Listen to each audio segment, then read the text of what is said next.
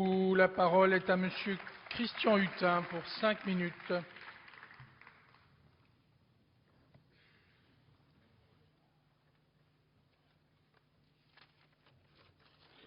Bien, merci Monsieur le Président, Madame la Garde des Sceaux, Madame la Ministre, Monsieur le Président, Madame la Rapporteure, Madame la Présidente, Madame la Rapporteure.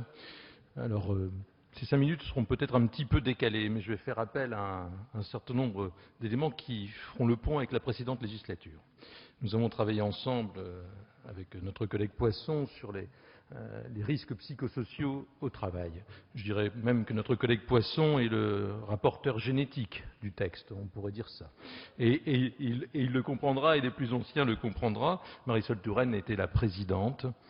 Et a posteriori, il me semble, et je pense que vous en êtes témoin, mon cher collègue, on a très peu parlé du harcèlement sexuel. On a eu de nombreuses auditions et tout ça a été complètement écarté. Nous en sommes probablement, nous aussi, un peu responsables. Les gens qui sont venus nous voir également. Alors c'est regrettable, mais c'est révélateur. Alors je sais qu'il est rare que peut-être à cette tribune on fasse aveu de faiblesse, mais je dis franchement, je pense qu'il n'est pas de politique sans conscience. Et le curseur de ma prise personnelle de conscience a évolué en étudiant ce texte. Peut-être ne l'avais-je pas à l'époque, comme peut-être d'autres parlementaires, et comme probablement la société ne l'a pas encore. Et c'est quelque chose qui m'a profondément marqué. Monterland, dans la lettre à son fils, disait le mensonge, l'omission permet moins de mots que la vérité. C'est un très mauvais conseil. Et c'est un conseil que doivent entendre beaucoup de victimes. On passe de la crainte, la menace à la crainte, de la crainte au non-dit, et du non-dit, eh bien, à l'impunité, à l'impuni. Et c'est quelque chose qui peut arriver souvent et qui va arriver souvent. Et le fait, Madame la Garde des Sceaux, que vous souhaitiez faire de la publicité, alors il n'est pas question d'agrafer le projet de loi ou la loi avec un contrat de travail ou un contrat de stage, mais je pense que la publicité, soyons presque un peu nous, les législateurs, les prosélytes de cette loi. Et ça me semble extrêmement important. Deuxième sujet qui date de la précédente législature, nous avons beaucoup travaillé sur la violence faite aux femmes. Et moi, j'avais donné un avis qui était peut-être excessif, mais j'avais dit que le fait de travailler sur la violence faite aux femmes n'est pas forcément ce qu'il faut dire. Ne devrions-nous pas dire la violence faite aux conjoints ? Parce que de par ma profession, il y a un certain nombre d'hommes battus également. Tout ça peut arriver. Et ce texte est formidable parce qu'il y a une égalité, une justesse, une rigueur. On parle des hommes et des femmes. On parle des orientations sexuelles. On voit la difficulté, la France a été...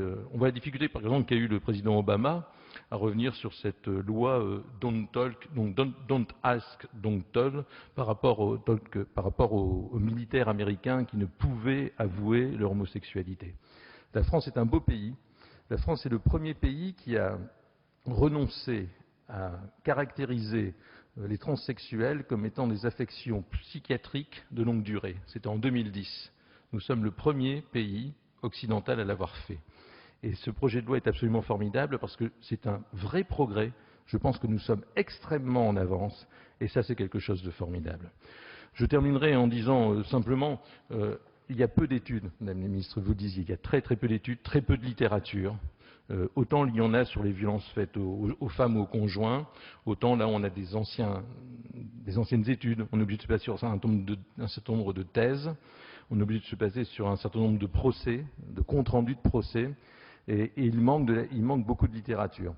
Alors, parce que nous sommes près des vacances, quand nous sommes sur la plage, nous lisons un certain nombre de magazines. Ou alors nous les lisons pour nous qui sommes encore à l'Assemblée chez le dentiste. Et les seuls sondages qui existent sur tout ça, ce sont des sondages de magazines. Et pour donner un petit air positif et pour rappeler aussi qu'il n'y a pas que des harceleurs, le dernier sondage que j'ai lu, qui vaut ce qu'il vaut, mais 30% des interrogés disaient qu'ils avaient rencontré l'amour de leur vie au travail. Donc tout n'est pas totalement négatif. Je vous remercie. Merci, cher